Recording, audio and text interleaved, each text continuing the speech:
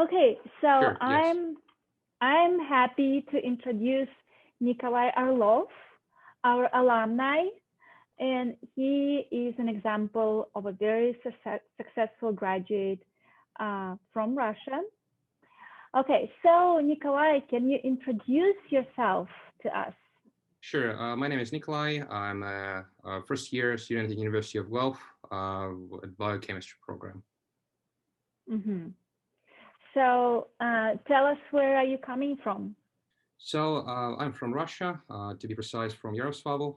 It is the northern part of Russia and approximately like 3 hours from Moscow. Mm-hmm. Yep, that's great. So tell us your story. Why did you decide to do Canada?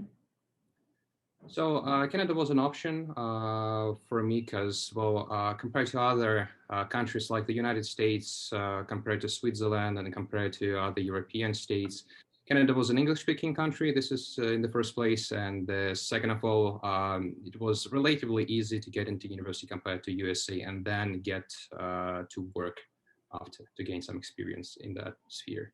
Tell us a little bit your story of why did you decide to come to school before university, and how many classes did you finish in Russia? So how did it work? So I'll take a little step back and I'll just tell Mm-hmm. that I've graduated from Russian school. I passed the state exams, which is YEGA. And then I decided to move to Canada because my primary goal was to study at Canada, at Canadian University.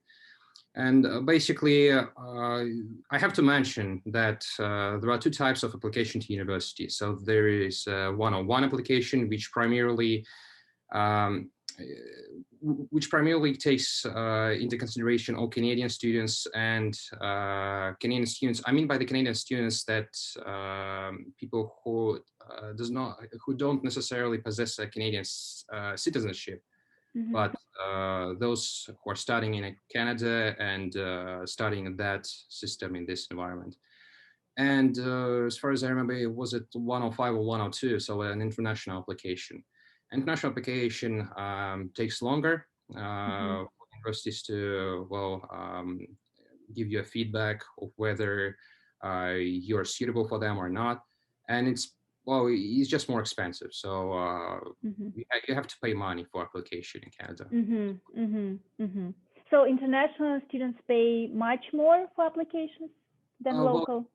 well, yeah, as far as I remember, being a Canadian student, you have to pay only $150 for 3 applications. You may apply to 3 different universities, while it's like a standard fee. And Mm-hmm. the standard fee for an international student studying not in Canada is roughly 150, but it's for one application. It doesn't allow you to apply to two more places. Oh, okay. Okay. Yes, I understand. So so then it was easier to study here in Canada at the school, and that's why you came?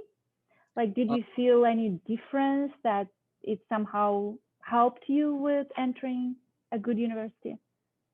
So first, I have to mention that it was the most reliable way of getting into Mm-hmm. university as well. If you're applying being an international student and studying, well, of course, not in Canada, somewhere well, around the world, well, you have to understand there is a 50-50 chance that either you would go to university or you won't. It doesn't necessarily depend on your mark. Of course, the mark plays a role Mm-hmm. there, but well, of course, you have to understand that firstly, all Canadian students, when I'm saying Canadian, I mean those who applied using 101 Mm-hmm. uh, application, those students are considered first in the first place. And then the students who applied using 102 then are considered. So Canadian school primarily, well, being in Canadian school, well, to say it helps you just to understand what university is looking for.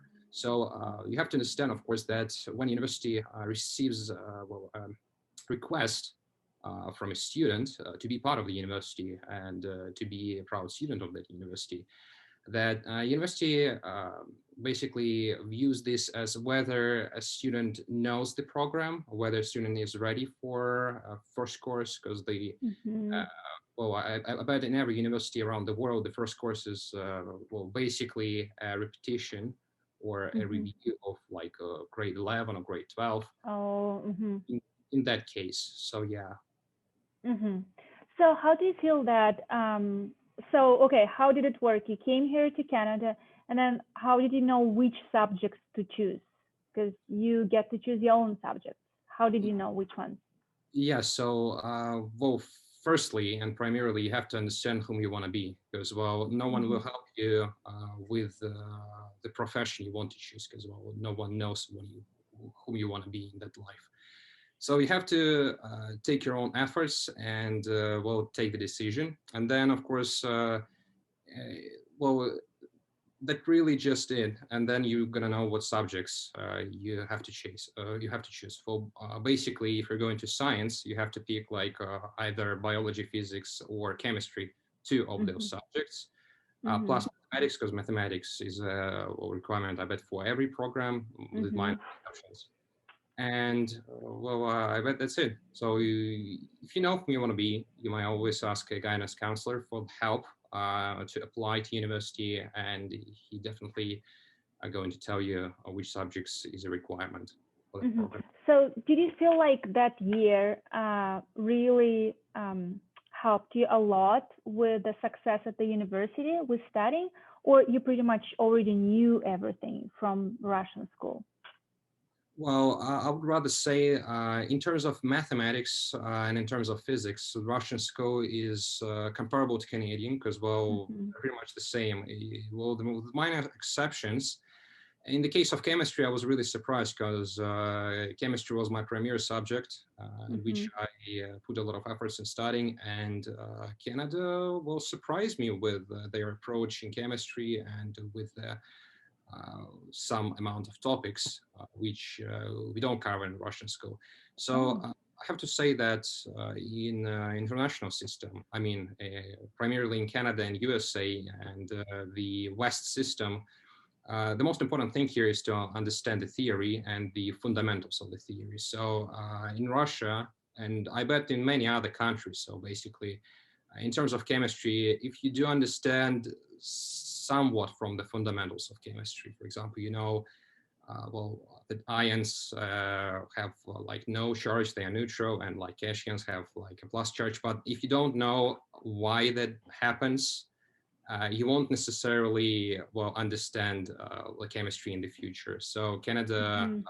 and Canadian system of education really well narrows your view of that subject and makes you a specialist in that sphere.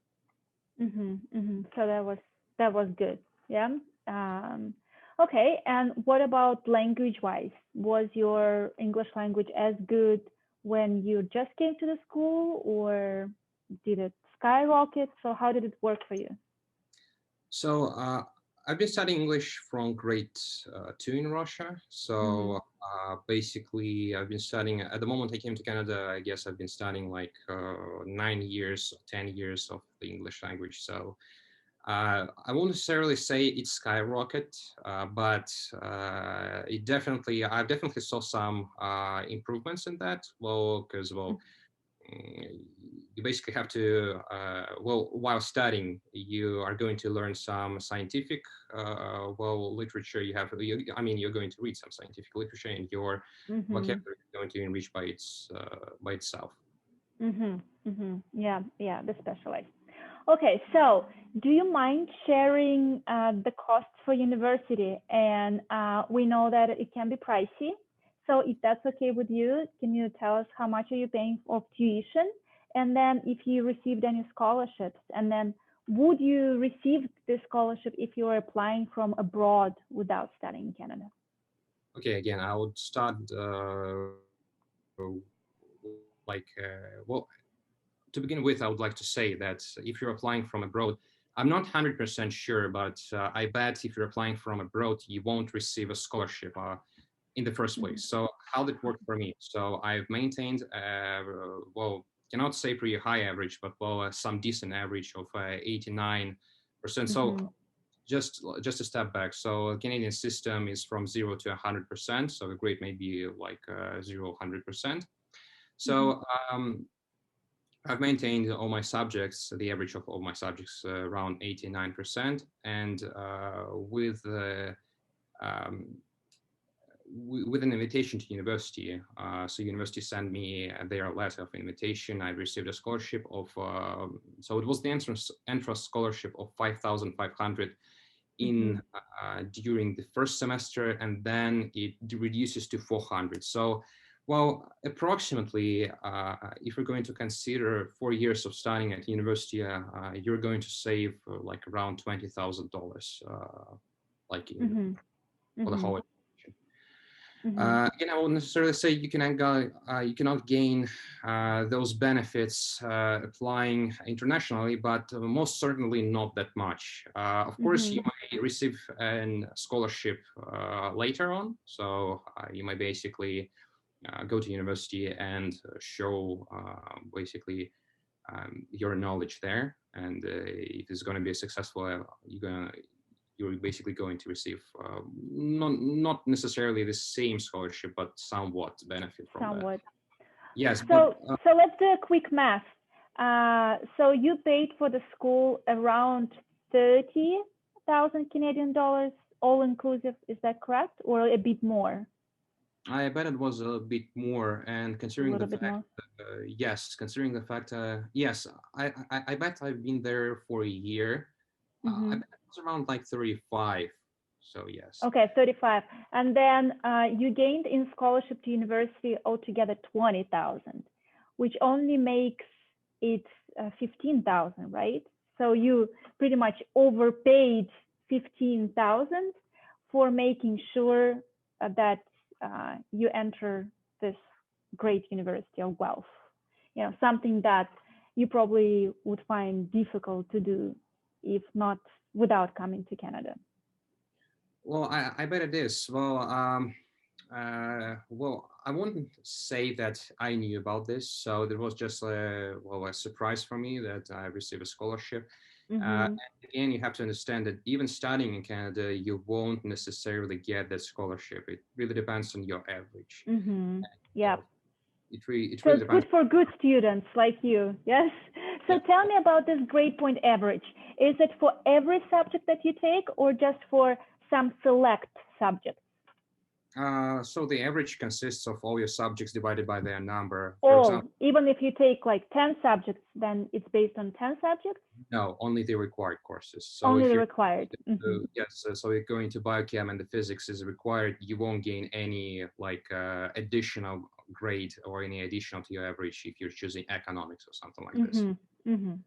Yep. So I know that it's quite complicated to enter like health subjects, you know, like biochemistry or whatever, but it's super easy to do it for business. It's just English and math pretty much. So if you're good in English and math and entering business, then pretty much your super high grade point average is in your pocket. Right? Well, yes. Well, basically, yes. In my case, is really a narrative case, and like I'm just really narrowing down my interest in biochemistry. If you're applying to something more, as I can say, broad, something like business or economics, of course, the variety of choice is really larger than those on sciences, and of course, well, maybe the education is the cost for your education maybe is going to be lower.